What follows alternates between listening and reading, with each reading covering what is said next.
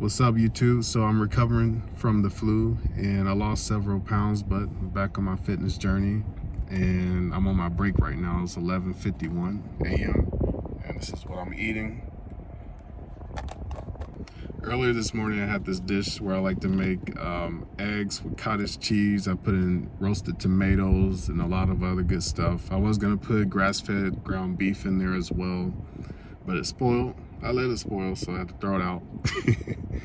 And I had that with some potatoes, and it was good. Hoping to recover a lot of the weight that I lost and muscle and maintain it, dealing with the busy schedule with work, school, and a lot of other things, and meal prepping while staying within my budget.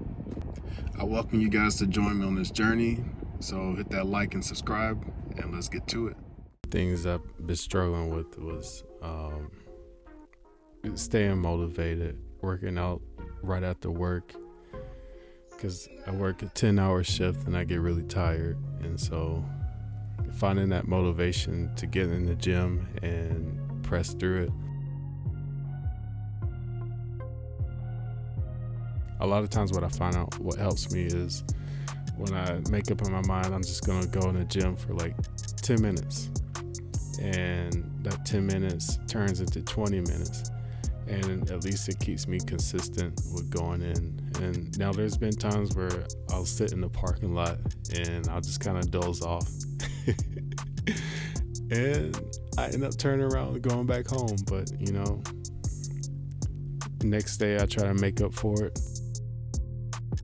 I usually try to get in at least 5 meals a day. They consist of high carbs and high protein.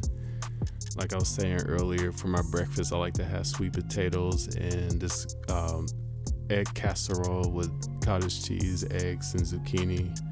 My workout split's usually lower body, upper body, lower body, upper body. And I do it for about 5 days a week just to keep everything symmetrical. That's the most important thing for me whenever I'm working out. I normally split up my leg muscle groups, like I'll do quads all on one day, and then the next would be all hamstrings. And I try to do at least 20 sets total of the muscle that I'm working out. Well, especially for lower body, but upper body is usually around 10 sets. But if anything, I just want to encourage you guys that even though we have like setbacks or whatnot, like it says in Galatians 6:9, and let us not grow weary while doing well, for in due season we shall reap if we do not lose heart. And if you've fallen off the wagon or given up, let's get back going again. Let's take it one day at a time, one step at a time. And no matter where you are in your journey right now, we can all grow together.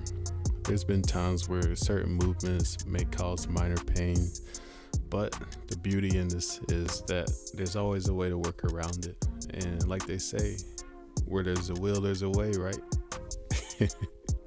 But there are certain supplements that you can take to help alleviate the pain. However, sometimes it's just as simple as making minor adjustments. I'll give you an example. There was a time where I was on a hack squat machine and I wasn't pushing my knees outward, like in the same direction as my toes. And the following day, I noticed some sharp knee pain. So I made those minor adjustments and my knees felt better. But if you know for a fact that your joints need some type of support, what worked for me was Beauty Infusion by NeoCell, and it's worked for a lot of other people I recommended it to. Now, I'm not a doctor, so this is for entertainment purposes only. Alright? It has hyaluronic acid in there to help lubricate the joints, and collagen, which helps maintain healthy joints. Alright guys, that's it for today. As always, stay strong, stay rooted. Peace.